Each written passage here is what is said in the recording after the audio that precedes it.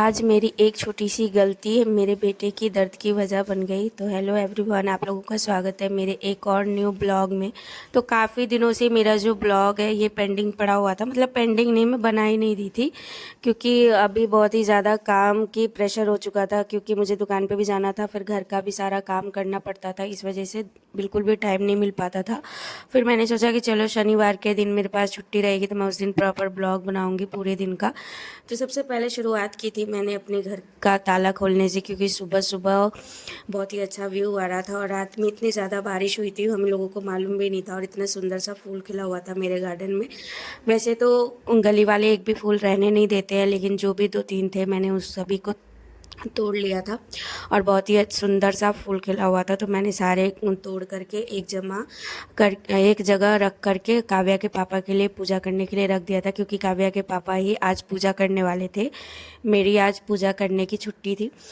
और उसके बाद मैं आ गई थी घर में चाय बनाने के लिए, और सुबह सुबह तो जब तक मैं चाय ना पीऊँ मेरा नींद नहीं खुलता है। तो मैंने सबसे पहले बनाया था चाय, चूल्हा वूल्हा साफ़ करने के बाद में।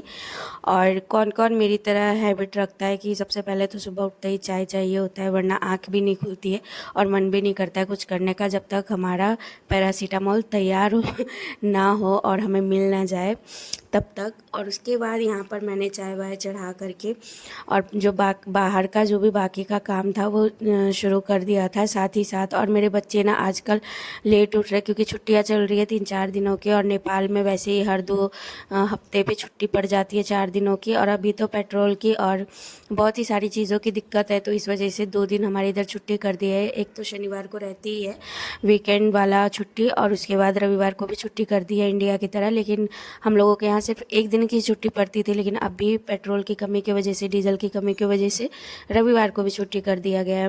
तो वैसे भी 2 दिन का तो एक्स्ट्रा छुट्टी हो गया है, क्योंकि गणतंत्र दिवस पता नहीं क्या क्या आता रहता है बीच बीच में, और मुझे तो समझ में ही नहीं आता। मेरे को नेपाल में रहते रहते 9 साल हो गए, लेकिन फिर भी मेरे दिमाग के ऊपर से जाता है कि कब किस चीज़ की छुट्टी पड़ जाए।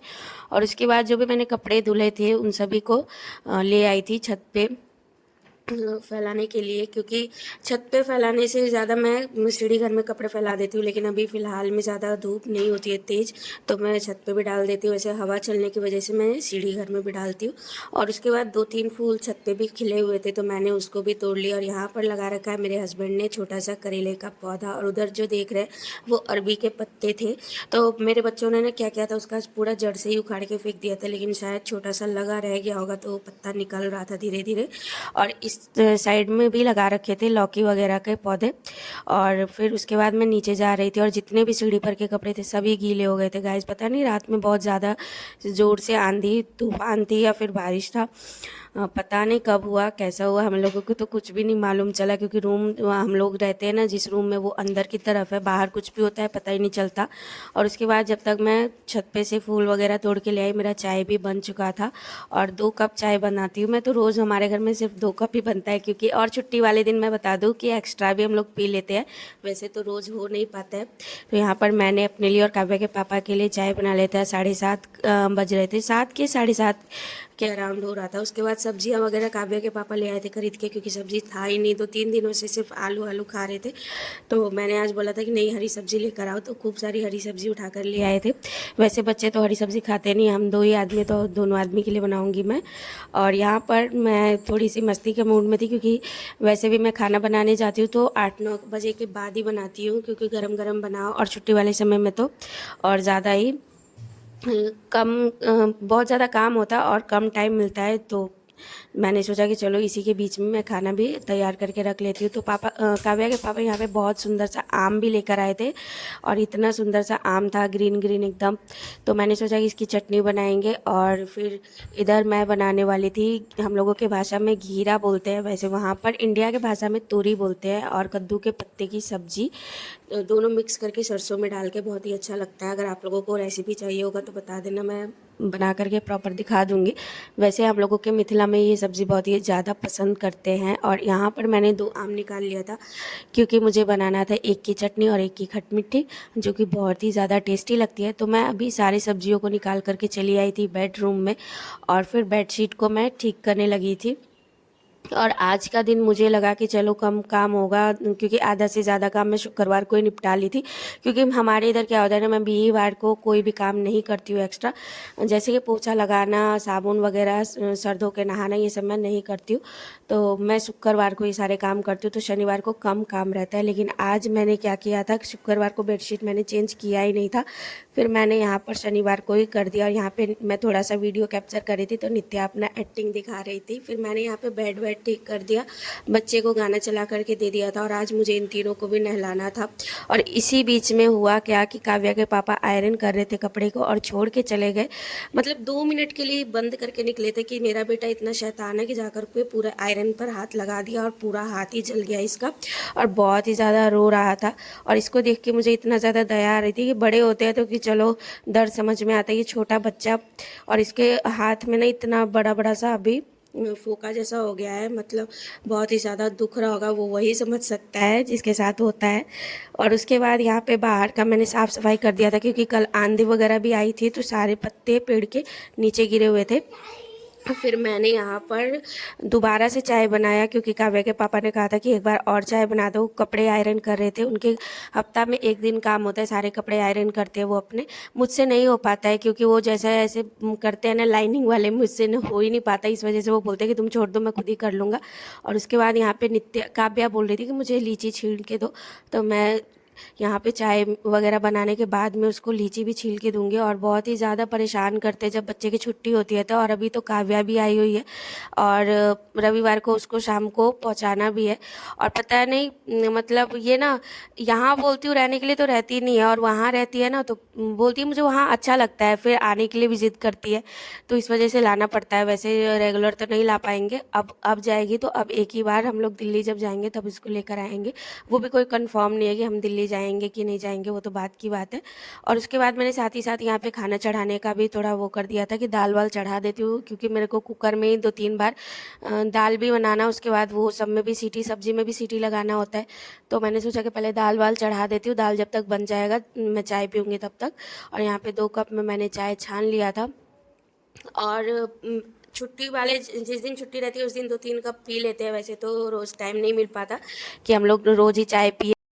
और यहाँ पर मैं चाय ले जा रही थी, और मेरा ना शूट करने वाला जो स्टैंड है वो मेरे बेटे ने तोड़ दिया गाइस। बहुत ही ज़्यादा दुख हो रहा है मुझे, पता नहीं कब तक ठीक होगा। काव्या के पापा उसको लगभग 3 से 4 बार ठीक कर चुके हैं, लेकिन नहीं हो पा रहा है ठीक।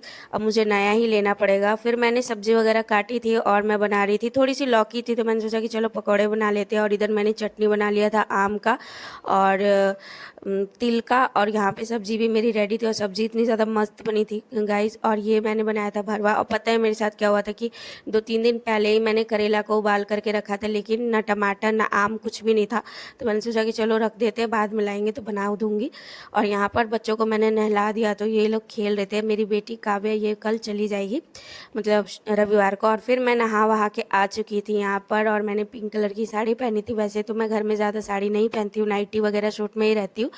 और मैं ऐसे, जो आप लोगों को बता दूं, मेरे घर में ना जब भी मैं नहा कर आती हूँ तो कंघी मुझे मिलती ही नहीं है, तो मैं वैसे ही बाल को ऊपर में कर लेती हूँ। उसके बाद बहुत से ज़ोर से भूख लगी थी, क्योंकि 12 बज गया था, तो मैंने जल्दी जल्दी से सभी के लिए खाना निकाला। दोनों बच्चों के लिए, मैंने अपने लिए, मेरे बेटे के लिए, सभी के लिए निकाला। मेरा बेटा इतना ज़्यादा सुबह से ही रो रहा था, मतलब जिसके साथ होती है ना वही समझ सकता है उसके हाथ में कितनी ज़्यादा जलन हो रही होगी। हम लोगों को हल्का सा जल जाता है तो कितना ज़्यादा वो होता रहता है कि बाप रे कितना जल गया, लेकिन छोटे से बच्चे के पूरा। और इसके साथ एक बार नहीं 2-2 बार हो चुका है। एक बार और पड़ोसी का बाइक का साइलेंसर छू लिया था तो पूरा हाथ ही चिपक गया था, और आज फिर से इसने आयरन छू लिया। उसके बाद मैंने बनाया था चाय, और आप लोग ये मत समझना कि इतना सारा चाय पी रही हूँ, इसमें 2 कप है, क्योंकि मुझे बाहर ले जाना था, तो बाहर ले जाके मैं अलग कर लेती। और उसके बाद काव्या के पापा आ गए थे, क्योंकि आज थी शनिवार तो जल्दी आ गए थे, और ये देख रहे थे न्यूज़। मेरे तो कुछ पल्ले ही नहीं पड़ता, मुझे तो मज़ा ही नहीं आता न्यूज़ देखने में भाई। या तो मैं कार्टून देखती हूँ या फिर तारक मेहता देखती हूँ, मुझे यही सब देखने में मज़ा आता है। और उसके बाद हो गई थी शाम, तो मैंने सांझ बत्ती कर दिया था। और हमारे इधर का नज़ारा देखिए गाइस, और बारिश लगी हुई थी तो बहुत ही ज़्यादा अच्छा था।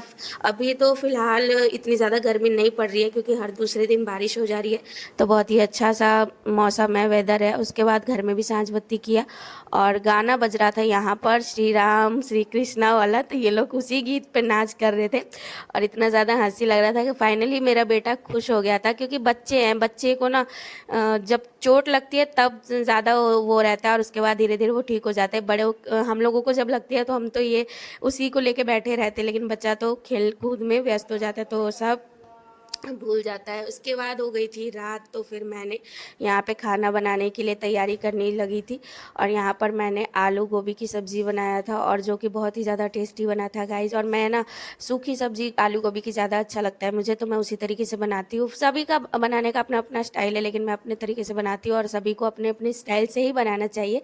और उसके बाद यहाँ पर मेरी बेटी बोलती कि कढ़ी बना दो, तो मैंने यहाँ पर कढ़ी बनाने के लिए भी घोल रेडी कर दिया था। और पता है बेसन नहीं था तो मैंने चावल के आटे में बनाया था, जो कि बहुत ही ज़्यादा टेस्टी बना था। और मेरी बेटी बड़ी नहीं खाती है, सिर्फ कढ़ी कढ़ी खाती है, तो और उसको सिंपल सा कढ़ी पसंद है, उसको ताम झाम वाला कढ़ी बिल्कुल भी नहीं पसंद है। तो मैंने उसी के तरीके से बनाया एकदम सिंपल सा। और फिर सुबह के जितने भी बर्तन थे वो मैंने सारे धो लिए थे, क्योंकि शाम को मैंने बर्तन नहीं धुले थे।